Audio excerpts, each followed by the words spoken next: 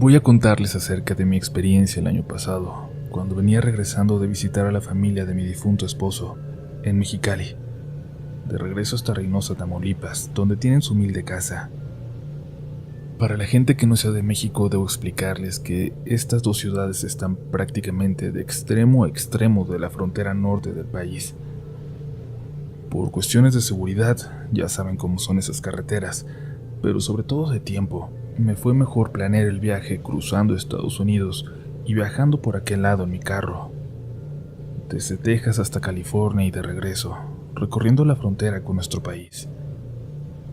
Al ir por aquel lado fue un viaje sin contratiempos, incluso aburrido, pero recuerdo muy bien cómo de repente, ya en el regreso, me empecé a sentir un poco mal a la mitad del camino. Revisé el mapa. Me faltaba mucho para llegar a El Paso, Texas. Seguro podría encontrar un lugar donde cenar y descansar ahí, pero la incomodidad iba en aumento. Era como si me fuera a dar un ataque de ansiedad. Me encontré entonces un pequeño motel, de esos tan clásicos que vemos en las películas gringas, y me pareció una buena idea descansar ahí. Estaba en medio de la nada, pero por suerte vendían también algunas cosas para comer. Pensé que era mejor quedarme y descansar esa noche que seguir conduciendo así, y la verdad se veía como un lugar agradable.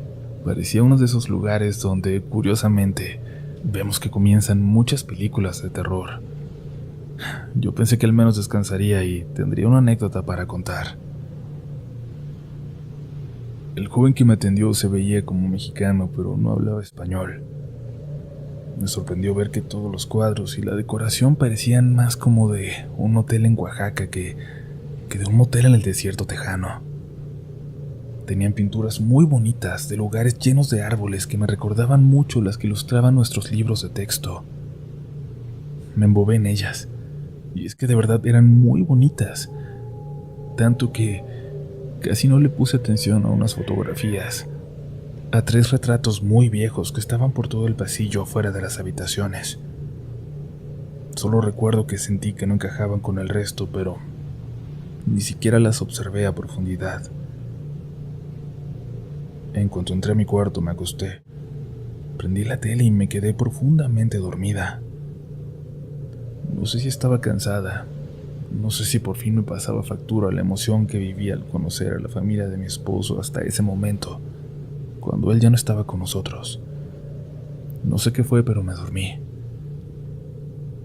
Desperté cuando el cuarto estaba completamente oscuro. No sabía cuánto tiempo había pasado y por un momento ni siquiera supe dónde estaba. Por un momento pensé que estaba soñando porque estaba completamente segura de que había alguien conmigo en la habitación, justo al lado de la puerta del baño, sentada en esa vieja silla que parecía ser el único mueble del cuarto además de la cama. Vi su silueta claramente, toda de negro, como si fuera una persona con una manta negra sobre ella, pero sentada como muy derechita ahí. En cuanto prendí la luz de la lámpara a mi lado, me di cuenta de que era mi imaginación, pero por alguna razón no dejaba de sentir esa presencia. Salí y sentí el calor terrible del lugar, pero era un calor muy peculiar. Hacía un viento ligero pero caliente que te golpeaba en la cara. Todo tenía una tonalidad muy azul. Estábamos a unos minutos del anochecer, pero las cortinas de mi cuarto eran tan negras que yo había pensado que ya era de noche. Fui hasta la máquina expendedora para buscar algo que me quitara el hambre. Recordé entonces que en la recepción tenían café, pero al llegar ahí no había nadie, así que me metí detrás del mostrador y me lo serví yo. Salí de vuelta a mi cuarto. Volví a observar aquellas pinturas que me habían encantado, pero esta vez noté algo. Esos 3 retratos que yo creía haber visto, en realidad no eran retratos. Eran simples fotos como de texturas.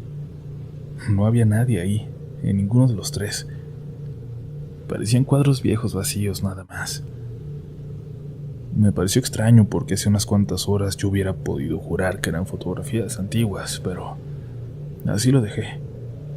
Entré a mi habitación algo confundida, pero ni siquiera asustada ni nada cercano. Prendí la tele para dormirme con el ruido. Era vieja, pero tenía timer, así que la programé para que se apagara a las 12 de la noche y puse mi alarma para continuar mi camino al amanecer. Pensé que con esas horas, más lo que ya había dormido en la tarde, sería descanso suficiente para continuar. Ya buscaría algo de desayunar en el siguiente pueblo, o incluso ya llegando a El Paso. En cuanto me acosté, me quedé dormida con facilidad. Sonidos empezó a meter en mis sueños, en mis pesadillas. Me veía en un campo al descubierto, muy grande, pero al fondo había árboles. Yo caminaba hacia ellos porque ahí donde estaba me sentía en peligro, pero entre los árboles había mujeres de negro. Mujeres que me aterraban, pero en el sueño yo sabía que tenía que pasar por ahí. Me empecé a dar cuenta de que estaba dormida, y entonces intenté tratar de despertarme poco a poco para apagar la tele y callar ese sonido que se estaba metiendo en mis sueños. Uno se da cuenta, no sé si les ha pasado, cuando el sonido de la tele o algo se está metiendo en tus sueños y estás soñando con él.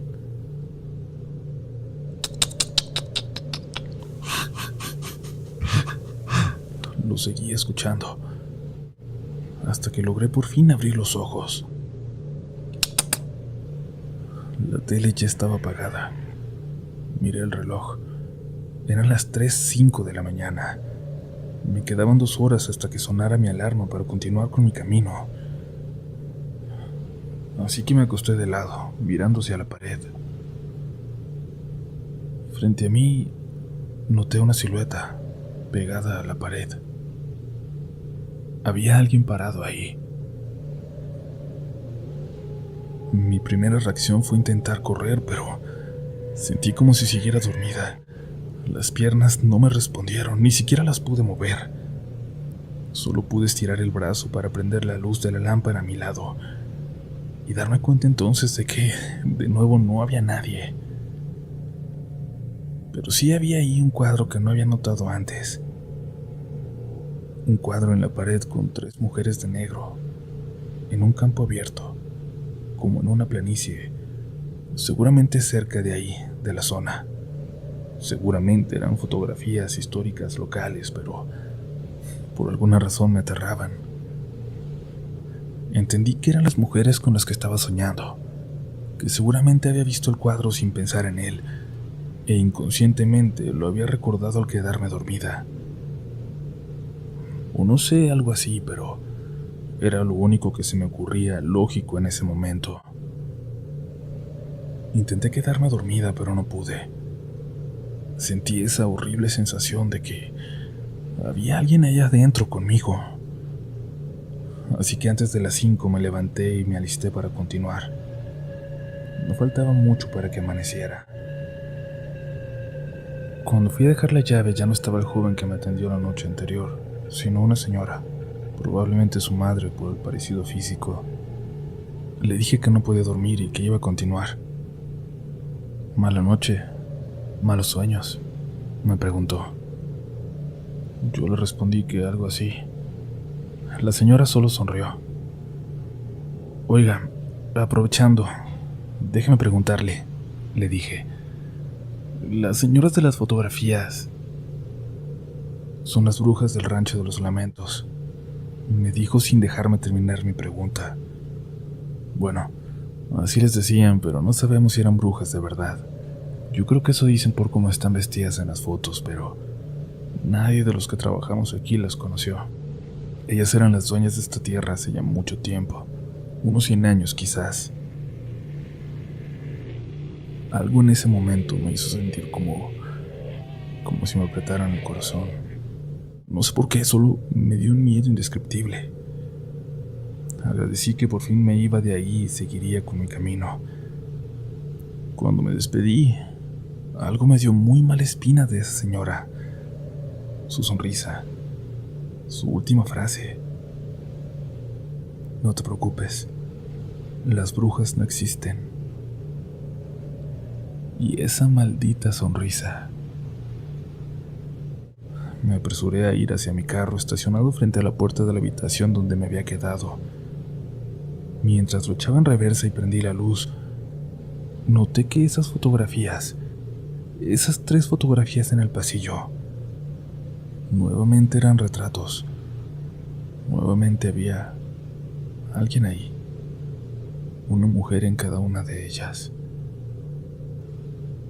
No me atreví a mirar fijamente, ni a tratar de verlas con más atención. Cada que platico lo que viví, la gente me dice que quizás querían jugarme una broma, que a lo mejor eso es lo que hace la gente del lugar esperando que alguien vuelva por ahí al motel, pero yo sentí que había alguien conmigo en esa habitación. Primero ahí sentada en la silla, luego parada junto a la cama. Es una sensación que no podría describir, pero que nunca quiero volver a experimentar. Desde entonces, aunque se burlen, siento una intranquilidad, un sentimiento de incomodidad muy intenso cada que se menciona algo relacionado a las brujas, aunque sea un juego. Estas, por ejemplo, son las únicas historias que me salto de relatos de la noche. Gracias por su atención.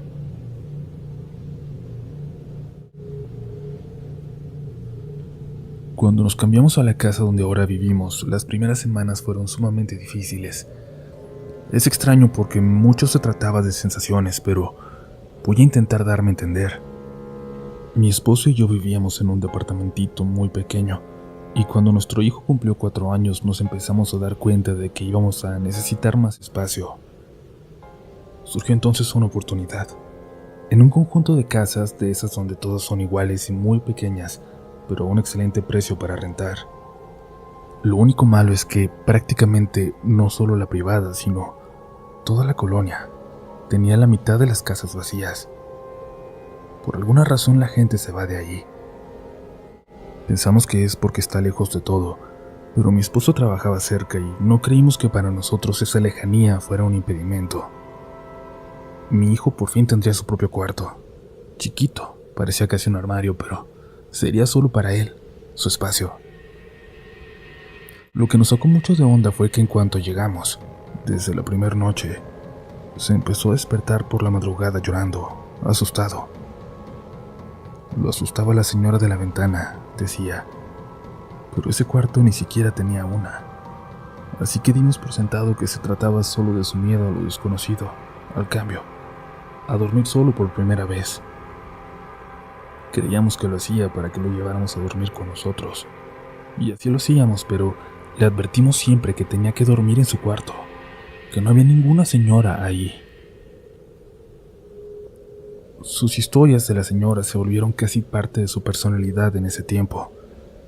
A sus abuelos siempre les contaba de ellos, de cómo iba y lo asustaba, de cómo se metía a su cuarto por la ventana en la pared, y que cuando nosotros llegábamos por él ella se escondía debajo de la cama, de cómo ella siempre se estaba riendo, se burlaba de él, de nosotros. Dijo que una vez se escondió detrás de la puerta cuando yo llegué a revisarlo, y que le decía con el dedo que no dijera nada, que no me dijera que estaba ahí, pero siempre burlándose. Nos empezó a preocupar cada vez más porque esos miedos parecían empezar a afectar realmente en lo físico a nuestro hijo. Se empezó a poner muy flaquito y no salía para nada a jugar. Se la pasaba detrás de mí todo el tiempo y en la casa de sus abuelitos era igual, siempre pegado a un adulto. Perdió por completo su independencia y él siempre había sido un niño muy seguro. En una de esas noches en que se fue a dormir con nosotros, me sorprendió que después de un rato escuché ruidos en su cuarto, pero él estaba ahí en medio de mi esposo y de mí. Desperté a mi esposo para que pusiera atención. También nos pudo escuchar. Se levantó a revisar, pero no había nadie, y entonces nos dio miedo que hubiera alguien en la casa de al lado. Compartimos pared con esa casa que estaba vacía, como casi todas en esa privada. Llamamos a la patrulla, pero nunca llegó. Al día siguiente mi esposo revisó, pero todas las puertas y ventanas de la casa de al lado estaban intactas.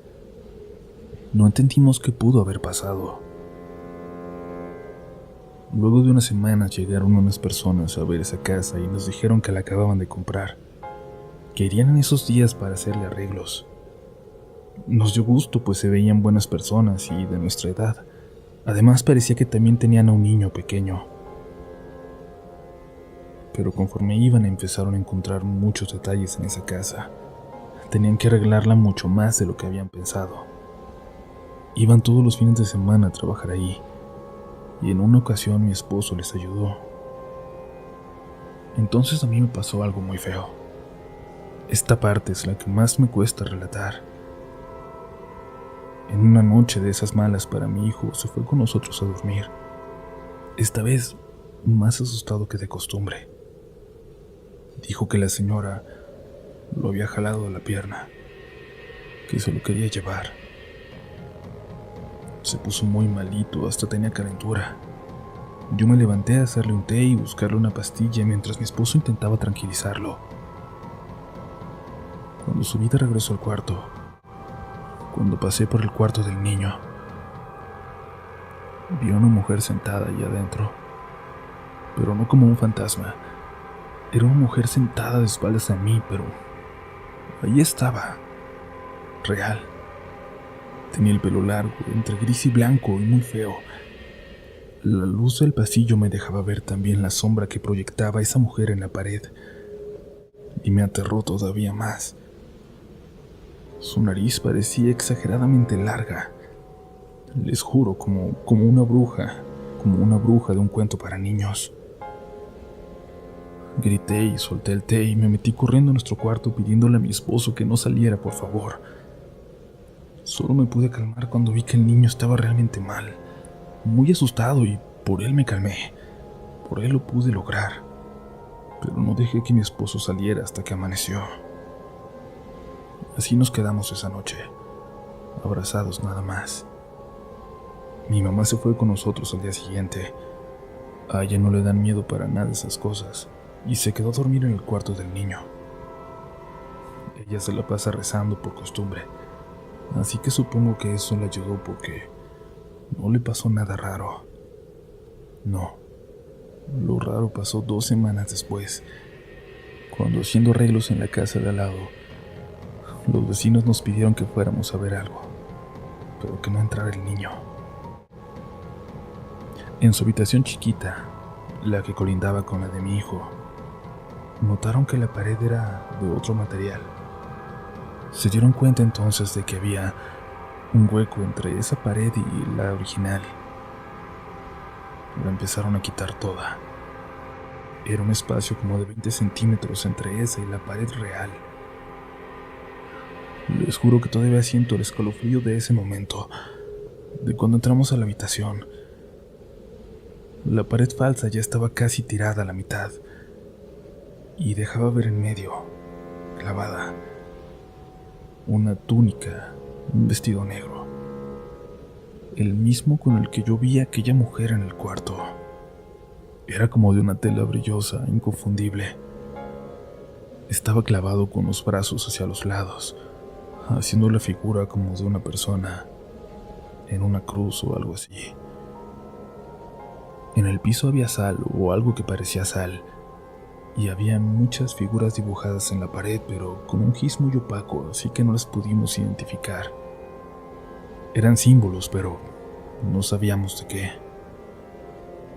Mi esposo y yo no somos creyentes, pero los vecinos llevaron a un padre a bendecir su casa y también lo hizo con la nuestra. Desde entonces nada se ha vuelto a manifestar, al menos hasta ahora, ni en la casa de enseguida ni con nosotros. Cuando fuimos conociendo a los vecinos, nos dijeron que aquella privada, esa casa, era conocida por toda la colonia por ser donde vivía la bruja. Esto que voy a compartir pasó hace años ya, cuando yo tenía 15 apenas. Si no mal recuerdo, esa edad tenía. Me la pasaba de vago. Estuve hasta a punto de dejar la escuela. Mi tía Alondra era de las únicas personas que realmente me importaban. Ella no era hermana de mi mamá, pero se habían criado como tal cuando sus padres se casaron.